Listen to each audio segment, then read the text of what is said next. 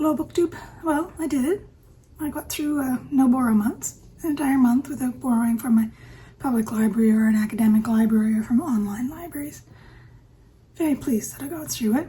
I started out with something like 36 books, either borrowed or partially read but not finished, but that I owned. And I ended with 24 books borrowed or partially read. That's a reduction by a third, and I think that's good enough for me. I didn't get as twitchy about not being able to go to the library and borrow books as I usually do. I did spend an unreasonable amount of time looking at my holds list and wishing I could go get the books, but I didn't get twitchy. What I managed to do this time, which hasn't happened in the past quite so crisply, is that I was able to look at my hold list, long list. It was over 100 when I went on my no borrow, and look at the list and make some decisions about what I don't actually want to read anymore. Things that I put on hold when a prize list came out or when I had a particular interest in a topic and no longer am interested in the topic. So I've reduced the hold list, or I did, by about 10 or 15, which is great. I very rarely get my hold list down below 50. It's usually hovers around 100, and I usually read somewhere between 150 and 250 books in a year. So getting it down below 80 is usually a miracle. It's now, of course, popped way back up because like a fool, I put all the book or long list books on the list. I won't read all of them. They're all on order. They won't come in for months. But if I do want to read them, I will be well positioned in the list, in the patron list, to get them. The other thing I noticed in this round of no borrow is the power of lists. Like, what is the function of a reading list? I'm turning that over in my mind because there's not pleasure for me in having a long list of books I might read, all that reading pleasure and interest in the future. It's always for me a focus on the books I haven't read yet, the list I built said I was going to read, but then I don't. There's something about putting them on the list that on the one hand creates a sense of commitment. I am committed to reading this book. And on the other hand, the reality is I'm not committed to reading the book. And I don't read it, but it's on the list. And in that gap, some very old-fashioned Presbyterian guilt creeps right in. Lists are a very pleasurable thing to create. Lots of people who go into library work like lists. I like lists. But there's a lot of unhappiness attached for me in not completing a list. So I guess my lesson from this is I should be less attached to lists. They're the work of the devil. There's no meaningfulness in a list. There's zero meaningfulness. It's just a list. It's a list of possibilities. But it has a lot of psychological and cultural power over us. I'm going to turn that around in my head. Why are lists so powerful? Are they just a product of spending too many years in schools of one sort or another? Is that all it is? Is it amped up because of the marketing phenomenon of book prizes? Is it amped up to the kind of trickle of competition that runs through readerly videos and the way that reader videos are connected to marketing systems which privilege lists? And the list is a marketing device, right? So I don't know, I'm going to turn that over for a while and think about that a little bit, because there's no reason for me or for anyone else to get in the slightest bit bent out of shape by a list or by things that haven't been read, things that haven't been completed, books that are sitting waiting on my shelves, or books that are never going to get read that are on my shelves. It's an interesting kind of phenomenon, the phenomenon of list making and list keeping. So that's the outcome of the no borrow. I got through the month. My borrow list is down to, I think I've got 10 or 11 books borrowed by the end of July. It has, of course, popped up. It's about to pop up more when I go to the library and pick up. I think there's 5 holds waiting for me. A stack of fiction, mostly, I think. But I'm going not going to fret about my borrow list for at least another 6 months. It will grow ridiculously, but I'm not going to fret at it. It's no point. Until the point comes that it's just making me bend out of shape. Ridiculous. It's entirely ridiculous. So I did read less than I expected I would in No Borrow month. Often I read a little bit more than average on a No Borrow month because I get a little twitchy, and so I just pick up a book that's waiting for me and read it. This time my attention didn't shift as easily to the books I already had. I think just because some of them were a little more challenging than I expected. They just didn't hold my interest, or I just haven't finished them yet. I'll talk about a couple of those later. I did finish about 10 or 11. I've talked about most of them already, but there are three that I finished that I just want to roll into this as part of a wrap-up of my July reading. I finished, because it was half finished for a long time, Bradbury's Fahrenheit 451. Now, I watched the movie, the Truffaut movie, or parts of that movie, when I was a child or early adolescence on TV.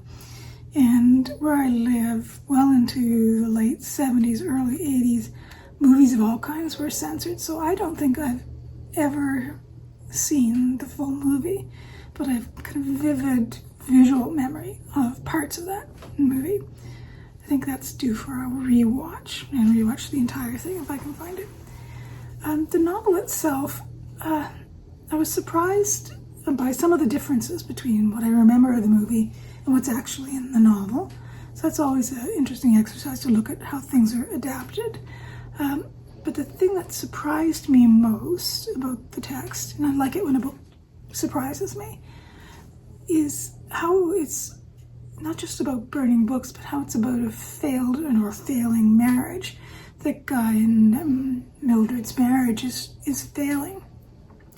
And it's failing because of their different fiction consumptions. I mean, Mildred's fiction comes through the screens, and Guy's fiction comes through the illicit books he owns. I didn't expect to find that, and it connects in interesting ways for me to patterns, cultural patterns about reading, and particularly about women's reading being perceived as or represented as being dangerous, particularly to women, as a route to sexual corruption. That's got long, long roots in the 18th century. It was ridiculous then, and it's ridiculous now. But it was interesting for me to see that pattern was reversed by Bradbury, that the woman's failures are not from reading, which is the typical old-fashioned 18th century, early 19th century pattern. What's the problem is the fiction watching, the soap opera, the stories. They're still problematic, or her consumption of them is problematic in all kinds of ways, and in ways that are broader than just the social control aspects. I think that's part of what's going on in the novel. And Montag's reading is not problematic, except in the fact that there's a social and cultural prohibition and punishment of reading.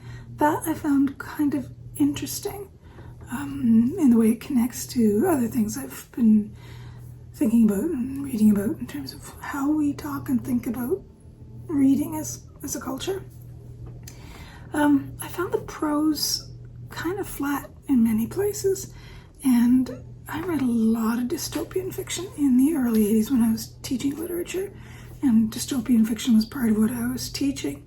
So I read, Piercy and Charnas and Delaney and Huxley and Orwell and Zamiat and the whole crowd and lots of other stuff at the same time. And so it doesn't have the same pull for me as it might have had 20 or 30 years ago. Well, the 80s are more like 40 years ago. But I'm glad to have finally read the Bradbury and to have it crossed off my those nefarious lists. What else did I read? A collection of essays. I read Susan Sontag's collection on women. This was put together and published in 2023. I think her son was involved in assembling and choosing the essays. The essays are all from the 1970s, and they cover everything everything from fascism, film, and feminism.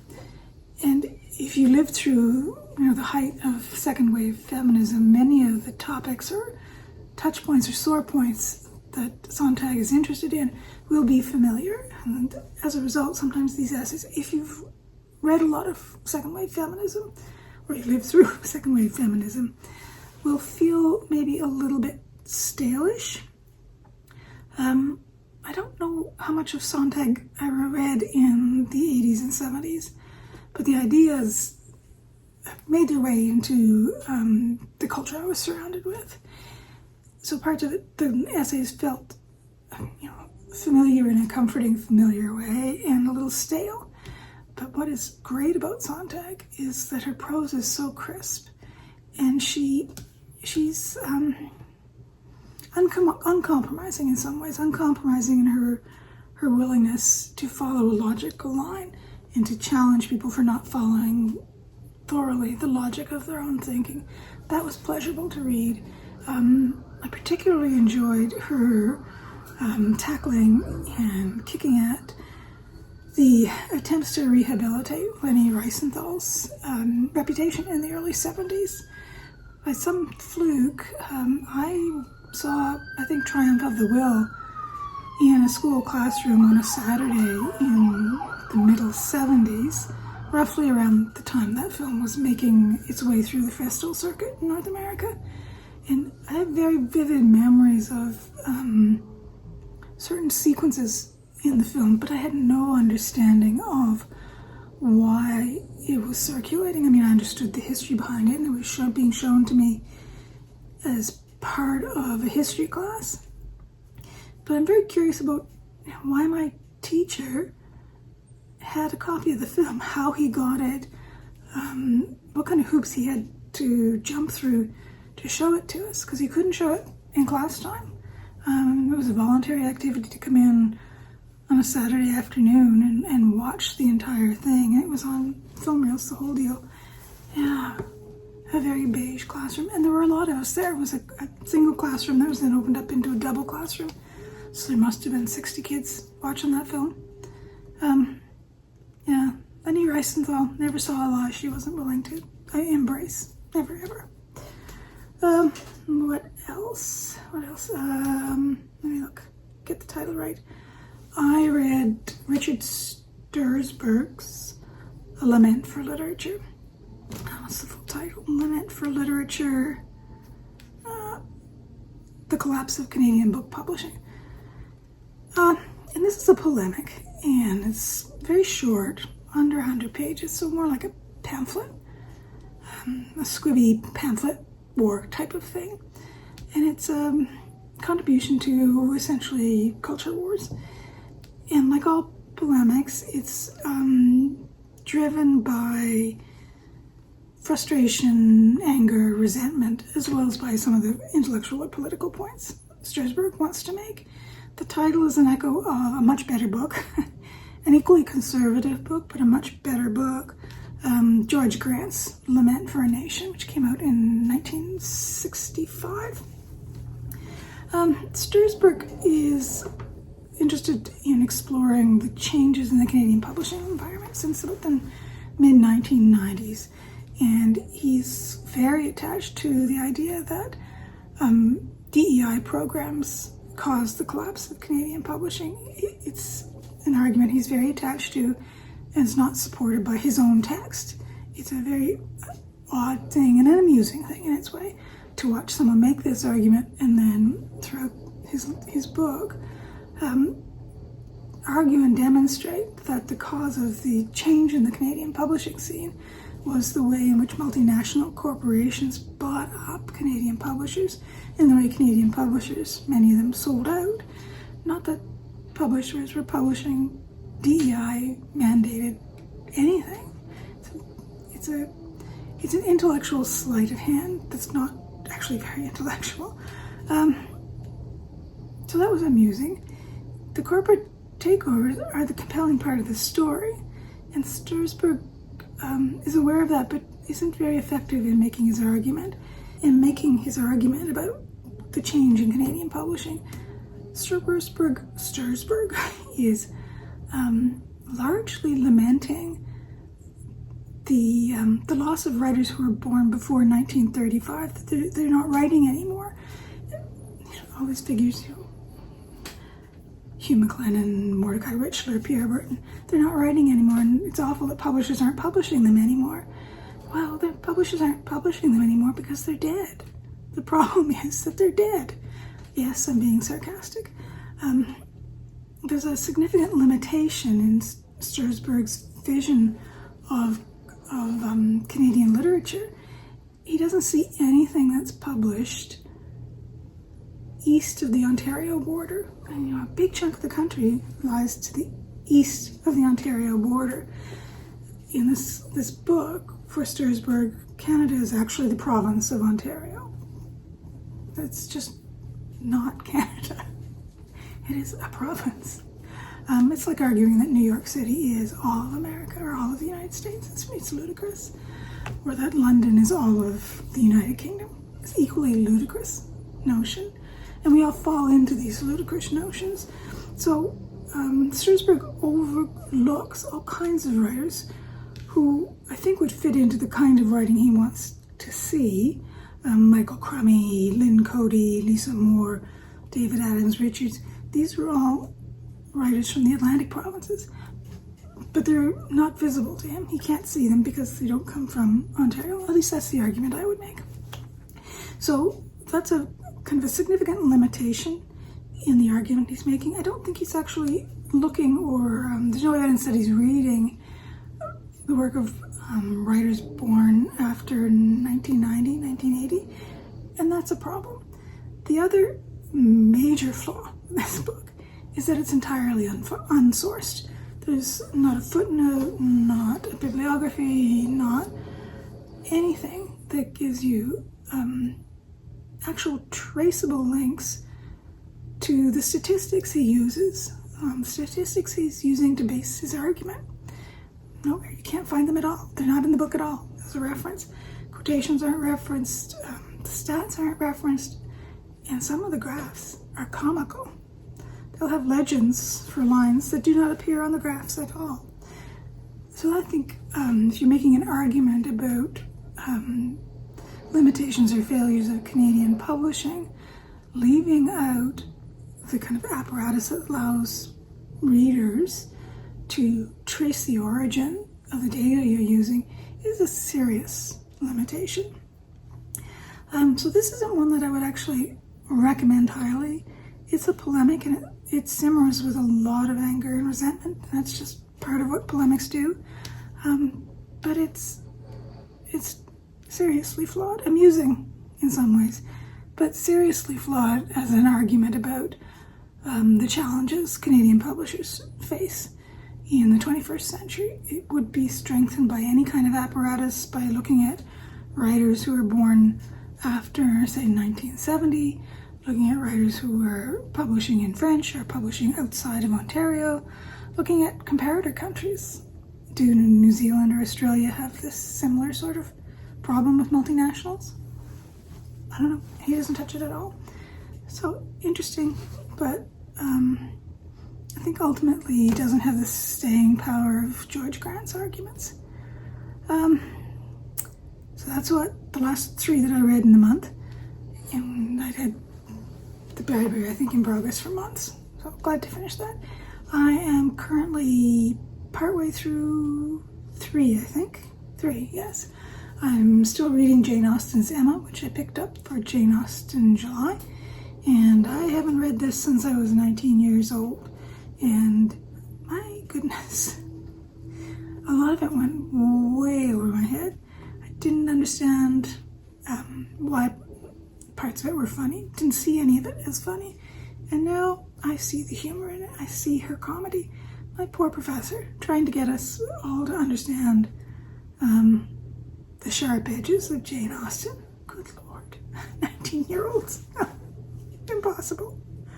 I'm about 2/3 through that. I should finish that with a bit of luck this week.